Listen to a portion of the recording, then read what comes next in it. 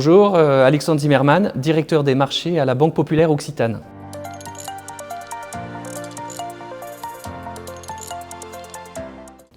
On avait 1000 bonnes raisons de participer à ce forum aujourd'hui. Je vais juste seulement préciser peut-être les trois principales.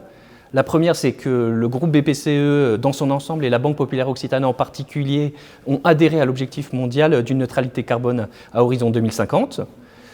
Ensuite, en tant que banque coopérative régionale, nous sommes par essence et par notre mode de fonctionnement en circuit court, l'épargne locale est réemployée dans le territoire, une banque du développement durable.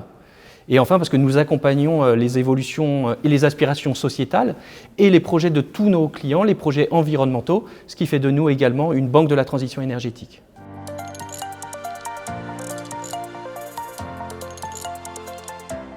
Alors tous ces engagements se traduisent à deux niveaux. D'abord en tant qu'entreprise et puis ensuite en tant que banque.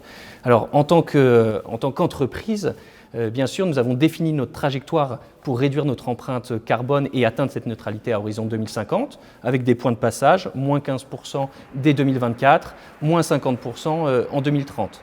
Et donc on a défini tout un plan d'action et ce plan d'action porteront, et il porte déjà actuellement sur plusieurs domaines, l'immobilier durable avec notre réseau d'agences et nos sites centraux, des comportements numériques responsables, et puis également les achats en privilégiant les acteurs locaux et bien sûr aussi en incitant la mobilité décarbonée et puis un ensemble de comportements individuels et collectifs pour le tri, pour réduire l'utilisation des plastiques notamment.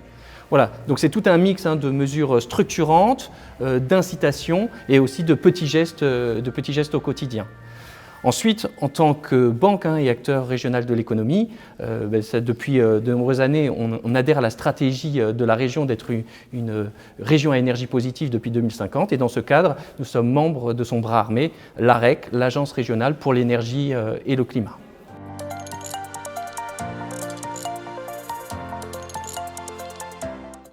Pour les entreprises et les collectivités, on est sur des financements en faveur de la mobilité décarbonée, avec l'acquisition de flottes de véhicules électriques, hydrogène ou hybrides. On est sur la rénovation énergétique des bâtiments tertiaires et industriels, et puis également sur des projets de production et stockage d'énergie renouvelable. Pour nos clients agriculteurs, on est davantage sur des projets de valorisation et de recyclage des déchets et des intrants, notamment avec la mise en place de méthaniseurs, ou encore d'installation de panneaux photovoltaïques sur les bâtiments agricoles d'exploitation.